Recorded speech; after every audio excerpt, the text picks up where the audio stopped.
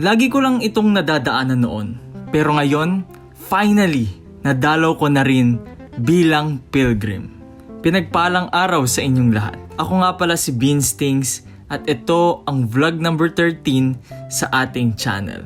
Mula sa una naming simbahan sa Road of Peace, dumako naman tayo ngayon sa ikalawang simbahan ng ating paglalakbay, ang Sacred Heart Parish sa Tayuman, Binangonan, Rizal. At sa totoo lang, pagdating pa lang namin dito, ramdam na agad ang warm at masayang pagtanggap sa amin. Sobrang nakatutuwa dahil sinalubong kami nila ng may galak at halatang masaya silang makita ang mga pilgrims na dumating. At syempre, game na game rin sila sa pagpapatatak ng aming pilgrim's passport. Kaya dagdag saya at excitement talaga sa bawat simbahan ng aming pilgrimage. Parang bawat stamp may kasamang panalangin at bawat simbahan may bagong biyaya. Syempre, hindi lang ito simpleng pagbisita. Ginawa rin namin ang aming mga takdang gawain bilang pilgrims at naglaan ng oras para manalangin para sa gabay sa aming paglalakbay.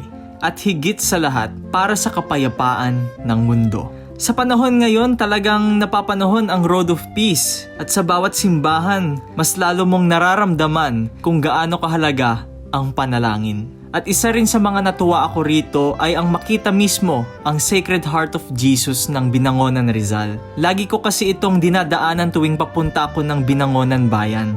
Kaya ang sarap sa pakiramdam na sa wakas, hindi ko lang siya nadadaanan, nadadalaw ko na rin siya bilang bahagi ng isang banal na paglalakbay.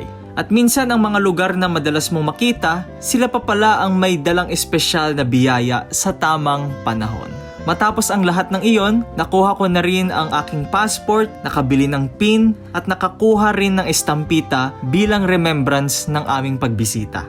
Ikalawang simbahan pa lang ito ng Road of Peace, pero tuloy-tuloy na ang biyaya. Isang stamp, isang dasal, isang hakbang palapit kay Lord. Kaya magkita-kita tayo sa susunod na simbahan.